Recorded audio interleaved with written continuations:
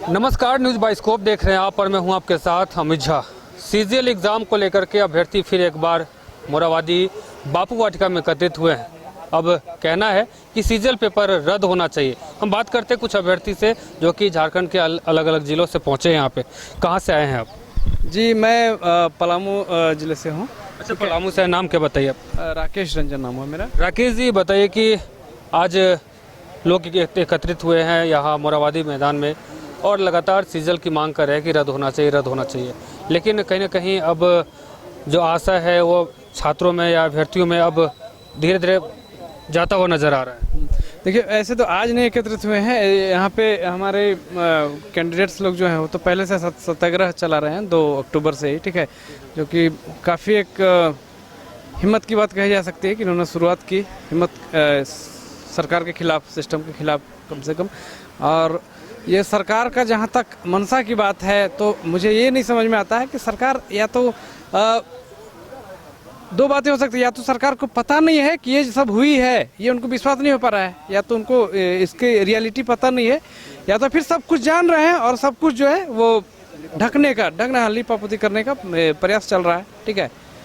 और बात रहा सरकार का, तो सरकार अब तक इसमें अगर कुछ भी होता कम से कम इतना तो कर देती सरकार कि नहीं ठीक है हम जांच करेंगे इसको, अभी कोई हड़बड़ी नहीं है, ठीक है, कोई अर्जेंसी नहीं है मुझे, वो इसको होल्ड पे रखा जा सकता था एग्ज़ाम को, ठीक है। लेकिन नहीं करना है उन लोगों को ऐसा, क्योंकि उन लोगों को जल्द से जल्द जितना मतलब एक्सट्रीम पोजीशन पे काम चल रहा है, ठीक है।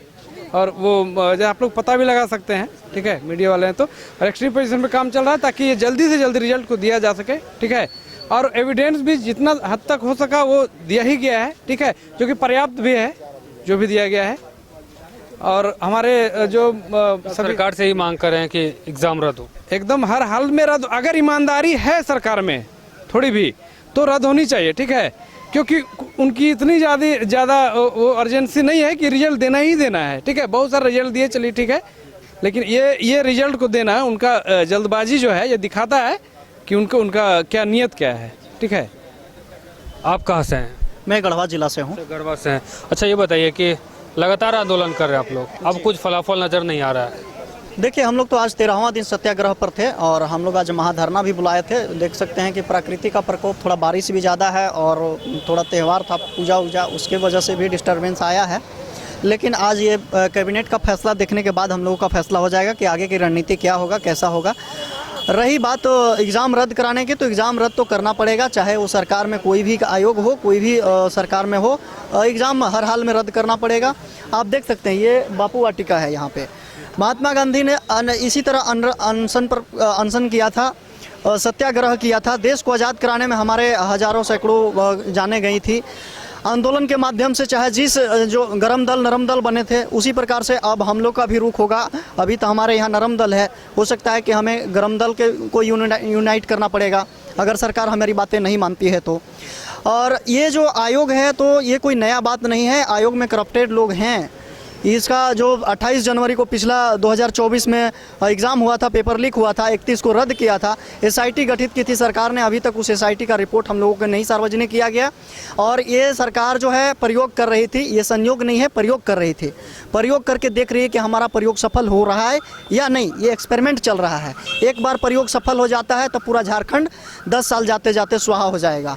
तो ये प्रयोगशाला को हम लोग समाप्त करने के लिए हम लोगों ने भी कमर कस लिया है कि आप जिस हद तक जाएंगे हम लोग भी आपको घेरने का प्रयास करेंगे और हर हाल में आपको एग्ज़ाम रद्द करना पड़ेगा। हमारे पास सारे एविडेंस हैं, आप भले कह लीजिए, थेट्रोलॉजी कर लीजिए कि आपने एविडेंस ब्लैंक दिया है, लेकिन अभी जो एग्ज़ाम हुआ है उसमें 72 क्वेश्चन रिपीटेड हैं। आप इसको कैसे कहेंगे कि एविडेंस सही नहीं है? आप क्वेश्चन कॉपी अपने ही उठा के देख लीजिए, आप ही ने एग्ज़ाम करवाया है ना, आप ही देख लीजिए कि है कि नहीं रिपीटेड। हमारे पास इससे बड़ा एविडेंस क्या हो सकता है? दूसरा कि आपने इंटरनेट सेवा बंद करके। आपसे फिर बात करेंगे।